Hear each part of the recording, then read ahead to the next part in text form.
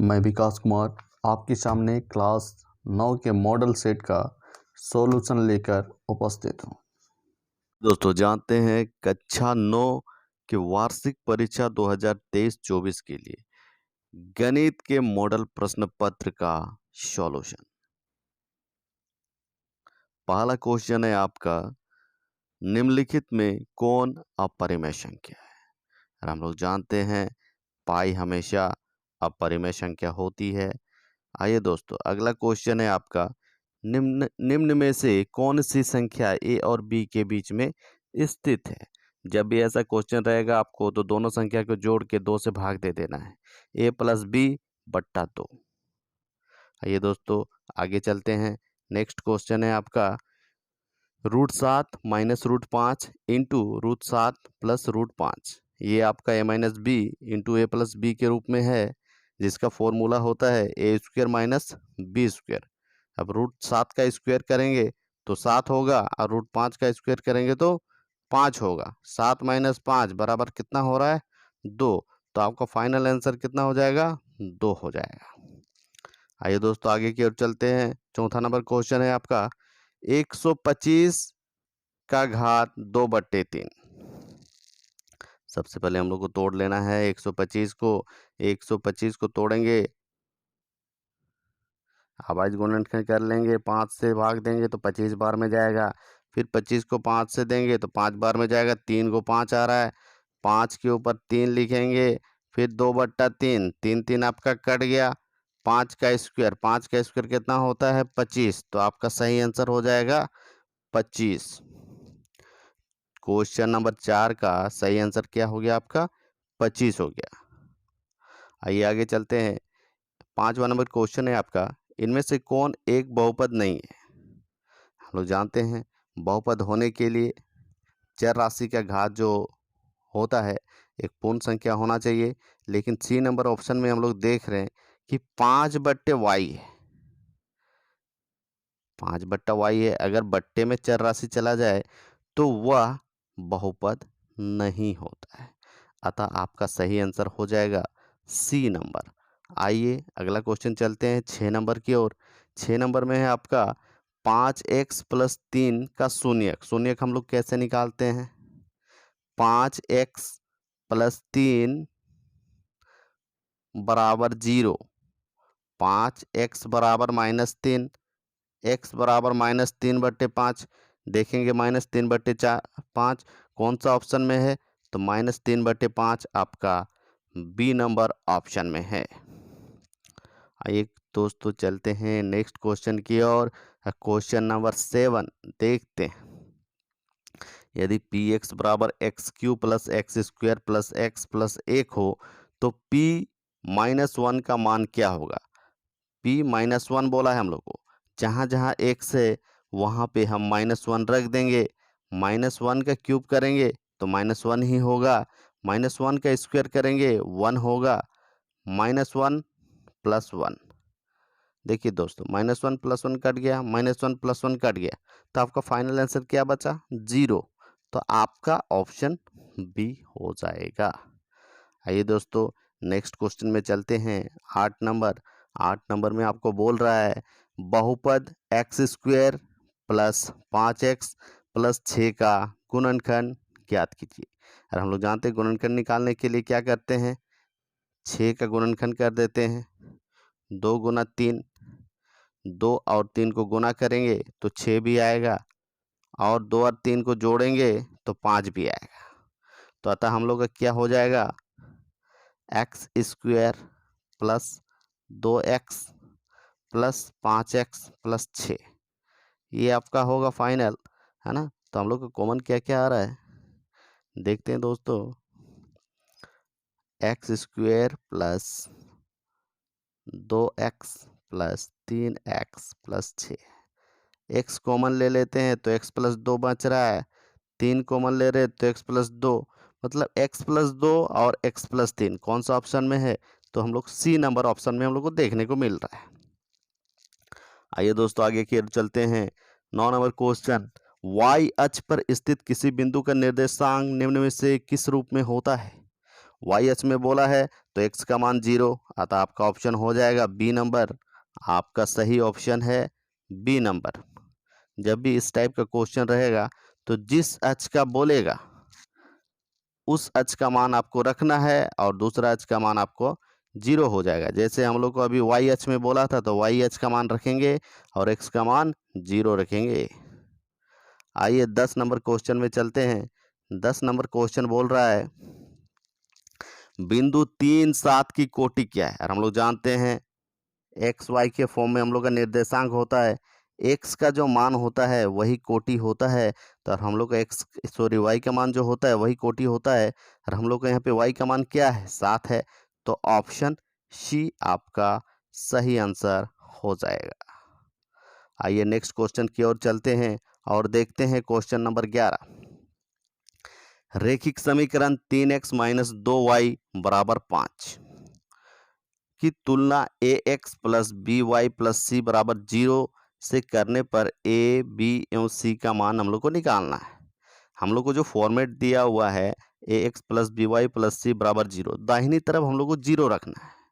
तो 5 को जब हम इधर लेके आ जाएंगे तो आपका सही समीकरण बनेगा 3x माइनस 2y माइनस 5 बराबर 0। अब x के साथ जो गुना है वो आपका a का मान है, तो x के साथ क्या गुना है आपका 3, तो देखेंगे a का मान हो गया 3। y के साथ क्या गुना है वो आपका b का मान होगा -2 आपका b का मान हो गया। और c के साथ जो गुना है जिसमें एक्स वाई नहीं लगा हुआ है वो आपका c का मान है, तो c का मान क्या हो गया -5। हम लोग देखेंगे कौन सा ऑप्शन हम लोग का सही बैठ रहा है, तो ऑप्शन नंबर सी जिसमें हम लोग का ऑप्शन जो दिए हुए हैं ये सही बैठ रहे हैं, यही आपका ए, बी और सी का मान होगा। आइए दोस्तों चलते हैं नेक्स्ट क्वेश्चन की ओर। नेक्स्ट क्वेश्चन है आपका यदि x बराबर 2 और y बराबर 3 समीकरण 2x प्लस 3y बराबर k का हल हो तो k का मान क्या होगा। अब हम लोग को x का मान दिया हुआ है, x का मान आपको बोला है 2 और y का मान आपको बोला है 3, गुना कर देंगे वही आपका k का मान होगा। 2 दूनी 4 और 3 तिया 9, 9 और 4 को जोड़ेंगे तो आपका 13 हो रहा है, तो सही आंसर हो जाएगा आपका 13। के का मान क्या हो जाएगा 13 हो जाएगा। आइए दोस्तों आगे चलते हैं नेक्स्ट क्वेश्चन की ओर और देखते हैं क्वेश्चन नंबर 13। क्वेश्चन नंबर 13 है रेखिक समीकरण 3x माइनस 2y बराबर 0 का एक हल है। जब इस टाइप का क्वेश्चन रहेगा आपका तो आपको जो भी ऑप्शन दिए हुए रहेंगे उसका मान को बैठा के देखना है। जब हम लोग का एल एच एस बराबर आर एच एस हो जाएगा वही ऑप्शन आपका सही होगा। तो आइए पहला ऑप्शन देखते हैं। पहला में x का मान आपको दिया हुआ है 3 दिया हुआ है और y का मान 2। अगर हम लोग गुना करते हैं LHS में 3 गुना 2, 3 गुना 3 माइनस 2 गुना 2, ऑप्शन नंबर पहला चल रहा है 3 तिया 9 और 2 दूनी 4, 9 में 4 गया 5 हो रहा है, 0 नहीं हो रहा है RHS में, तो ये ऑप्शन हम लोग का नहीं होगा। दूसरा ऑप्शन देखते हैं। x बराबर 3 है और y बराबर -2 है। x का मान 3 बैठा दे तो 3 तिया 9 हो रहा है, -2, 2 दूनी 4, ये भी नहीं हो रहा है, 9 4 13 हो जा रहा है इसमें। तीसरा नंबर ऑप्शन देखते हैं, x का मान 2, तीसरा नंबर ऑप्शन देख रहे हैं, x का मान आपका 2 है और y का मान आपका 3 है। 3 दूनी 6 और 3 दूनी 6, 6 में 6 घटाएंगे 0, RHS में आपका 0 आ गया, अतः आपका ऑप्शन सी एकदम सही होगा। आइए दोस्तों चलते हैं नेक्स्ट क्वेश्चन की ओर। 14 नंबर क्वेश्चन आपका बोल रहा है वो कथन जिसे सिद्ध किया जा सकता है क्या कहलाता है। हम लोग जानते हैं जिसे सिद्ध किया जा सकता है उसे हम लोग क्या बोलते हैं, प्रमेय बोलते हैं। जिसको सिद्ध करने की जरूरत नहीं पड़ता है उसको अविगृहित बोला जाता है। तो आपको याद रखना है ये दोनों कथनों को। आइए नेक्स्ट क्वेश्चन की ओर चलते हैं। 15 नंबर क्वेश्चन है आपका दो भिन्न बिंदु से होकर कितनी रेखा खींच सकते हैं। दो भिन्न बिंदु है देख लीजिए, इससे हमेशा हम लोग एक और एक ही रेखा खींच सकते हैं। आइए दोस्तों चलते हैं नेक्स्ट क्वेश्चन की ओर। 16 नंबर क्वेश्चन है आपका 80 डिग्री का पूरक कोण क्या है? पूरक कोण जब भी निकालने बोलेगा हम लोग 90 में घटा देते हैं। 90 में 80 घटाएंगे तो हम लोग का कितना बचेगा? 10। अतः 80 डिग्री का पूरक कोण क्या हो जाएगा? 10 डिग्री हो जाएगा।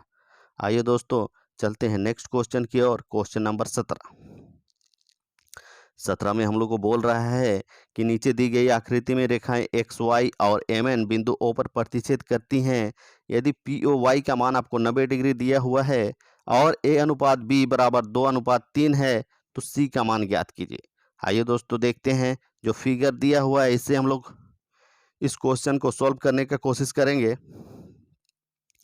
पी ओ वाई का मान आपको दिया हुआ है 90 डिग्री, ए और बी का अनुपात दिया हुआ है, ए का 2 है और बी का 3 है और पी ओ वाई का मान आपको दिया हुआ है 90 डिग्री और एक्स वाई एक सरल रेखा है और हम लोग जानते हैं एक सरल रेखा के ऊपर जितने भी कोण बनते हैं उनका योग 180 डिग्री होता है। तो 3x प्लस 2y प्लस 90 बराबर 180।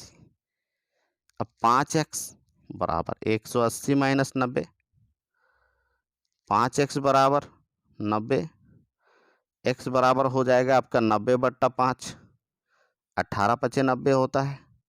तो x का मान कितना आ गया? आपका 18 आ गया। x का मान 18 आ गया मतलब a का मान कितना है? 2x रखे थे तो 18 दूनी 36 हो गया a का मान। और b का मान 18×3 = 54। b का मान कितना हो गया आपका? 18×3 = 54 हो गया। अब हम लोग को देखना है b और c, एम एन जो बन रहा है एक सरल रेखा बन रहा है, b और c का योग कितना होगा? 180 होगा। b जोड़ c बराबर 180। अब b का मान 54 है और c का मान हमको निकालने बोला है। अब c बराबर 180 में 54 घटा देंगे तो हम लोग का कितना बचेगा? 126 बचेगा, जो आपका सही ऑप्शन में सही आंसर हो जाएगा ऑप्शन नंबर डी, 126 डिग्री। आइए नेक्स्ट क्वेश्चन की ओर चलते हैं और देखते हैं क्वेश्चन नंबर 18। आकृति में यदि पीओपी समांतर है आरएस और ओपीक्यू बराबर 110 डिग्री और कोण ओ आर एस बराबर 130 डिग्री तो पी क्यू आर का मान क्या होगा? देखिए आइए दोस्तों इस क्वेश्चन को सॉल्व करते हैं बहुत इजी वे में। आर एस के समांतर एक रेखा हम लोग क्यू एम यहाँ पे दिया हुआ है। आर एस के समांतर एक रेखा खींच लेते हैं क्यू एम।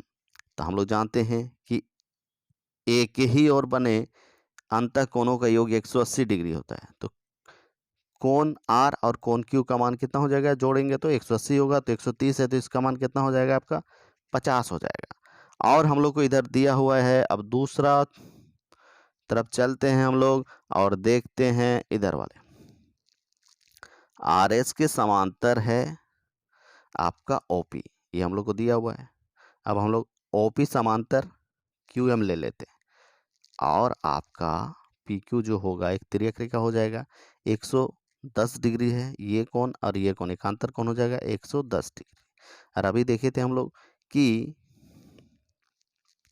इधर वाले कोण का मान कितना है? 50 डिग्री है। तो इधर वाले कोण का मान कितना हो जाएगा? 60 डिग्री हो जाएगा। अतः आपका सही ऑप्शन क्या हो जाएगा? ऑप्शन नंबर ए हो जाएगा। ऑप्शन नंबर ए आपका सही होगा।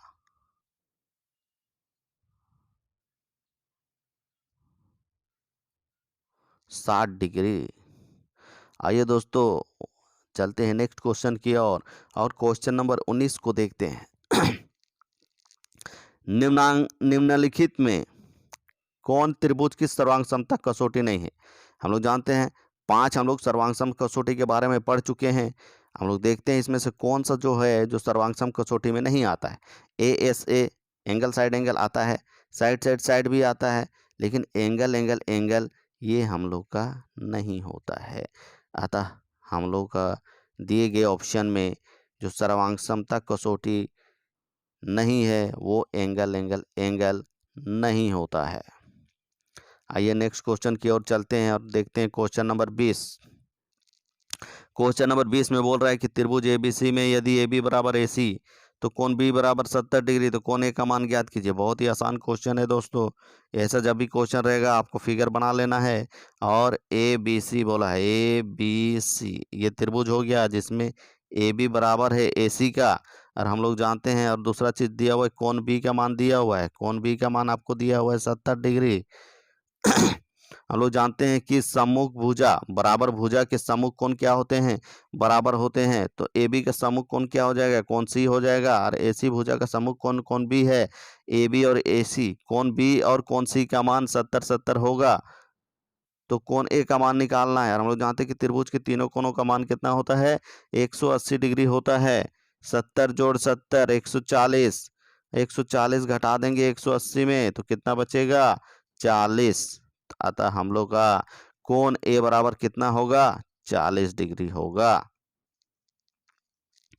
आइए दोस्तों चलते हैं नेक्स्ट क्वेश्चन की ओर, और क्वेश्चन नंबर देखते हैं 21 में हम लोग को बोल रहा है, एक चतुर्भुज के कोण 2:3:5:8 के अनुपात में। चतुर्भुज के सबसे बड़े कोण का मान ज्ञात कीजिए।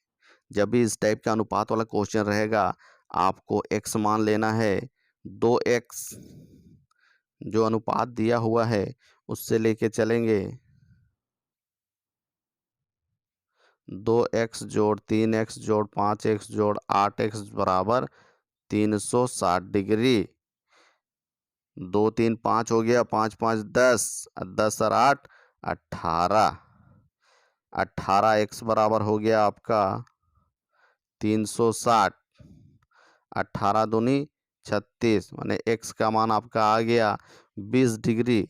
x का मान कितना आया, 20 डिग्री आया। और सबसे बड़ा मान क्या है, 8 है। 8x, 8 गुना 20 160, मतलब ऑप्शन सी आपका राइट हो जाएगा। आइए दोस्तों चलते हैं नेक्स्ट क्वेश्चन की और नेक्स्ट क्वेश्चन है आपका, निम्न में से किनके विकर्ण समकोण पर समद्विभाजित होते हैं। तो हम लोग जानते हैं समचतुर्भुज के विकर्ण जो हैं एक दूसरे को समकोण पर काटते हैं। आइए दोस्तों चलते हैं नेक्स्ट क्वेश्चन की ओर। क्वेश्चन नंबर 23, आयत के भुजाओं के मध्य बिंदु को मिलाने वाला चतुर्भुज कैसा होगा। जब आयत के मध्य बिंदु को हम लोग मिलाएंगे,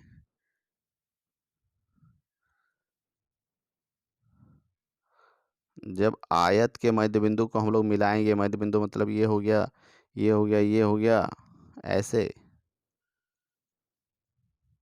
जब आयत के मध्य बिंदु को मिलाएंगे तो एक समचतुर्भुज बनेगा। आइए दोस्तों चलते हैं नेक्स्ट क्वेश्चन की ओर। क्वेश्चन नंबर 24, आकृति में ABCD एक समांतर चतुर्भुज है जिसमें BC बराबर 12 सेंटीमीटर है और AE बराबर 6 सेंटीमीटर हो, तो समांतर चतुर्भुज का क्षेत्रफल ज्ञात कीजिए। आइए दोस्तों हम लोग जानते हैं कि समांतर चतुर्भुज का क्षेत्रफल बराबर क्या होता है, आधार गुना ऊंचाई। आधार गुना ऊंचाई होता है। यहाँ पे आधार क्या है आपका, BC है। अब BC और ऊंचाई क्या है, AE है। BC का मान कितना है, BC का मान है आपका 12 सेंटीमीटर और AE का मान है 6 सेंटीमीटर।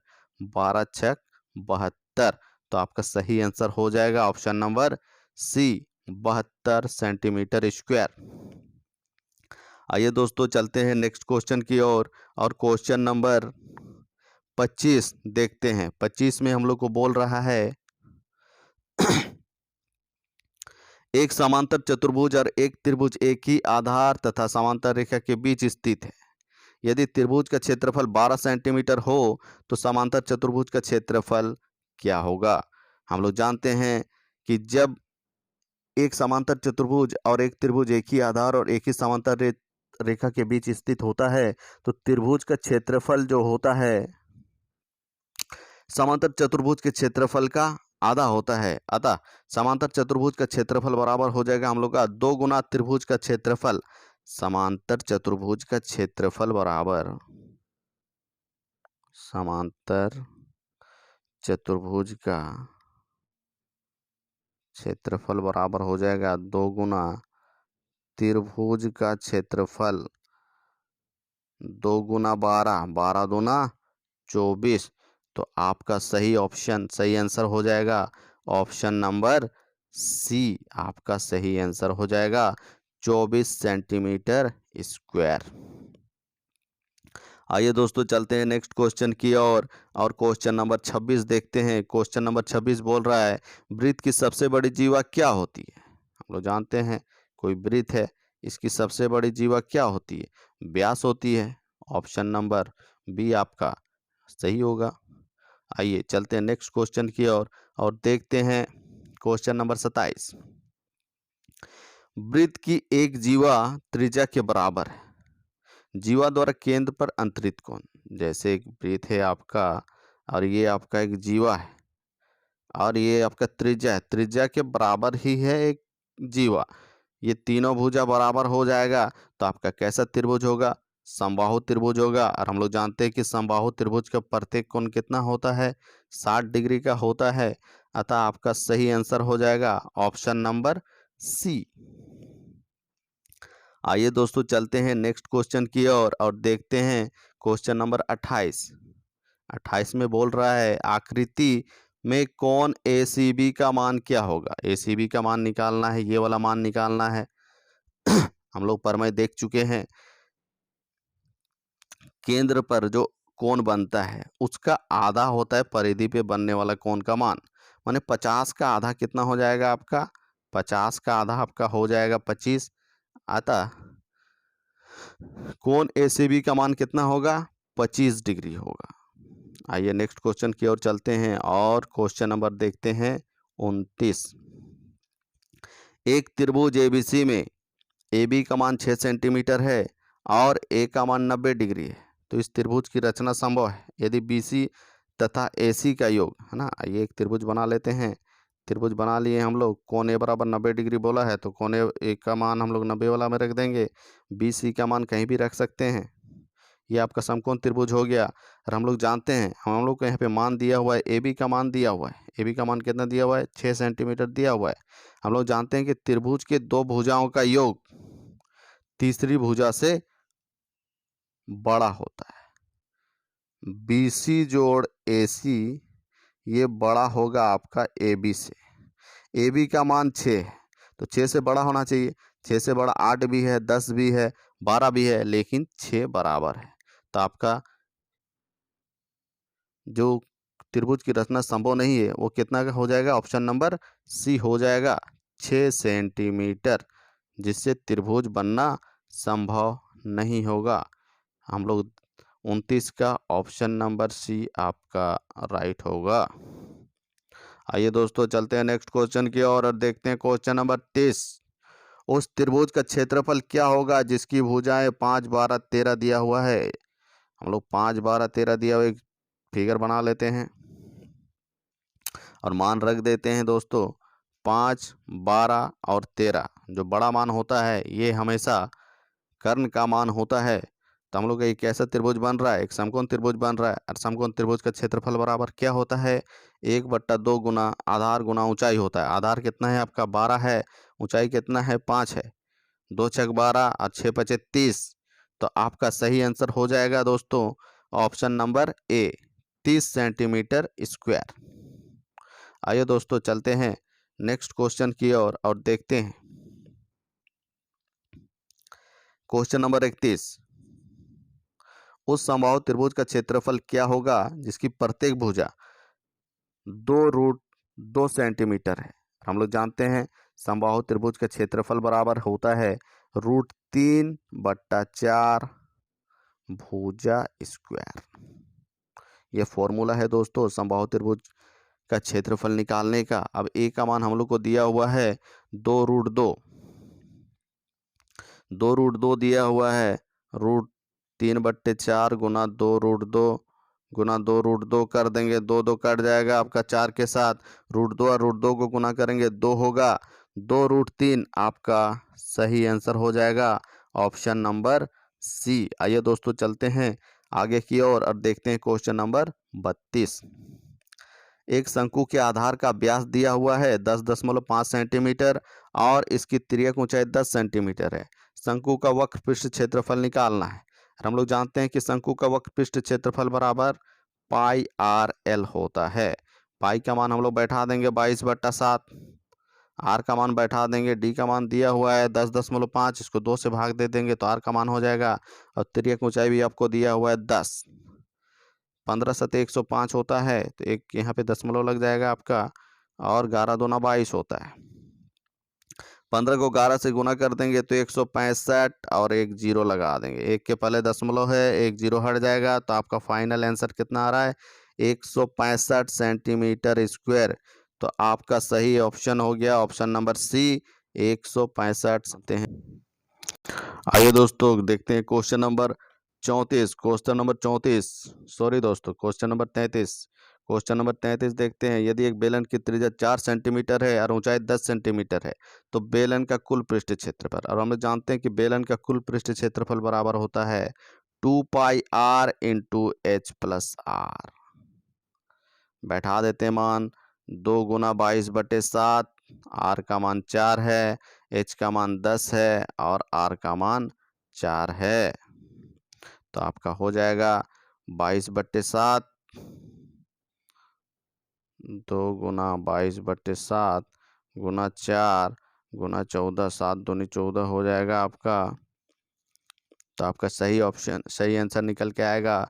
गुना करेंगे तो हम लोग दो, चलिए बना ही देता हूँ, 2 × 22/7 गुना 4 गुना 14, 7 दूनी 14, 4 दूनी 8, 8 दूनी 16, 16 दूनी 32, 16 दूनी 32 और 3 35, 352 सेंटीमीटर स्क्वायर आपका बेलन का कुल पृष्ठ क्षेत्रफल हो जाएगा।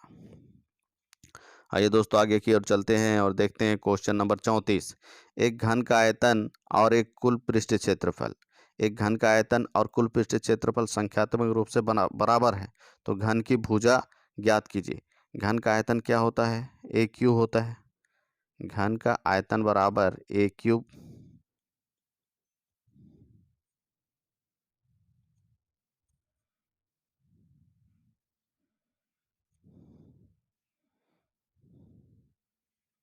और घन का कुल पृष्ठ क्षेत्रफल बराबर होता है 6a²। ये दोनों संख्यात्मक रूप से बराबर है, इधर क्यूब है इधर स्क्वायर है, ये कट गया आपका, a बराबर आपका 6 बचा, 6 यूनिट, जिसको हम लोग बोलते हैं 6 मात्रक। अतः आपका सही ऑप्शन हो जाएगा ऑप्शन नंबर डी, 34 का सही हो जाएगा। आइए दोस्तों आगे चलते हैं और क्वेश्चन नंबर 35 देखते हैं। क्वेश्चन नंबर 35 है आपका 3.5 सेंटीमीटर त्रिज्या वाले गोले का पृष्ठ क्षेत्रफल, और हम लोग जानते हैं कि गोले का पृष्ठ क्षेत्रफल क्या होता है? 4 पाई आर स्क्वायर होता है। 4 पाई का मान 22/7 और आर का मान आपको दिया हुआ है 3.5, 7 पचे 35 हो गया आपका, 35 पचे 175, और 88, 22 चौके 88, और 35 पचे 175 कर लेंगे, हम लोग का आंसर आ जाएगा। गुना कर देते हैं आपको यहीं पे, तो हम लोग का सही आंसर हो जाएगा 8 पचे 40 हो रहा है, 0 हो गया, 8 सते 56, 56 और 4 60 हो जाएगा, और 8 का 8, 8 का 8 और 4 कितना हो जाएगा? 14, इधर भी सेम लग जाएगा आपका। हम लोग का सही आंसर हो जाएगा 0 4 5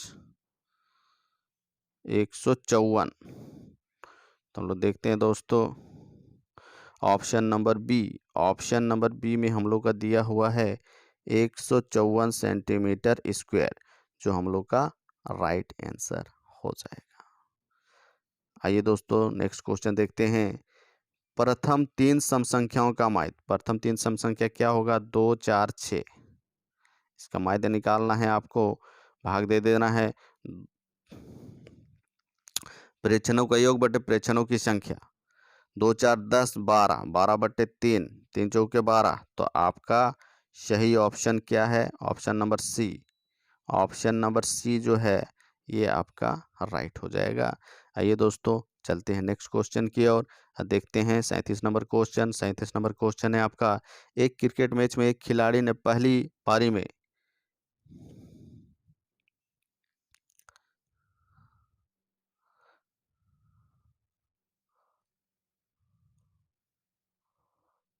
एक क्रिकेट मैच में एक खिलाड़ी ने पहली पारी में 12, 18, 13, 5, 4, 11, 5, 5, 6, 12 बनाए। खिलाड़ी द्वारा बनाए गए रनों का बहुलक बहुलक बोला है, जो सबसे ज़्यादा बार आया है 5 आया है, तो 5 हम लोग का राइट आंसर हो जाएगा। 1, 2, 3, 5 3 बार आया है। जो सबसे ज़्यादा बार आएगा, बहुत बार आएगा, उसी को बहुलक बोला जाता है। अतः 5 यहाँ सबसे ज़्यादा बार आया है, इसलिए हम लोग का बहुलक कितना हो जाएगा? 5 हो जाएगा। आइए दोस्तों चलते हैं नेक्स्ट क्वेश्चन की ओर और देखते हैं क्वेश्चन नंबर 38। आंकड़े 2, 7, 9, 5, 11, 13, 8 का माध्यक है। माध्यक निकालने के लिए हम लोग क्या करते हैं? माध्यक निकालने के लिए सबसे पहले हम लोग को जो दिया हुआ डाटा रहेगा उसको आरोही क्रम में सजा देना है। आपका 2 आ जाएगा। सबसे पहले क्या आएगा आपका? 2 आएगा। 2, 5, 7, 8, 9, 11, 13। टोटल नंबर कितना हुआ देखिए? 1, 2, 3, 4, 5, 6, 7। 7 है। हम लोग को यहाँ विषम संख्या में है तो n+1/2 कर देंगे। n+1/2 वहाँ पद n का मान 7 है। 7 जोड़ 1/2 8, 8/2 4 माने चौथा पद। 1, 2, 3, 4 चौथा पद में हम लोग का क्या है? 8 है। तथा हम लोग का माध्यक क्या हो जाएगा? 8 हो जाएगा। ऑप्शन नंबर सी हम लोग का राइट हो जाएगा। आइए दोस्तों चलते हैं क्वेश्चन नंबर 39 की ओर। एक सिक्के को 1000 बार उछालने पर 600 बार चित आता है, तो पट आने की प्रायिकता है ना? 1000 में 600 बार चित आ रहा है तो पट कितना बार आएगा? 1000 में 600 घटा देंगे तो हम लोग का निकल जाएगा पट। 400 बार पट आ रहा है। हम लोग जानते हैं प्रायिकता बराबर क्या होता है? अनुकूल परिणाम बट्टे कुल परिणाम। अनुकूल परिणाम कितना है आपका? 400 है। और कुल परिणाम कितना है? 1000 है। 0 0 कट गया आपका। 4 का 4, सॉरी 2 दूनी 4, 2 पचे 10। 2/5 आपका सही आंसर हो जाएगा। Option number B. Option number B हो जो होगा आपका राइट हो जाएगा। आइए दोस्तों चलते हैं आज का लास्ट क्वेश्चन, क्वेश्चन नंबर 40। निश्चित रूप से घटित होने वाली घटना की प्रायिकता क्या होती है? 1 होती है। जो निश्चित रूप से घटना घटने वाली की प्रायिकता क्या होगी? 1 होगी। तो दोस्तों आज का क्लास यहीं पे समाप्त होता है। कैसा लगा ज़रूर बताइएगा। मेरा पहली बार यूट्यूब पे ये वीडियो बनाया है, इसलिए आप लोग को अच्छा लगे तो ज़रूर इसे शेयर, लाइक और सब्सक्राइब ज़रूर कीजिएगा। चलिए आप सबों का तहे दिल से धन्यवाद।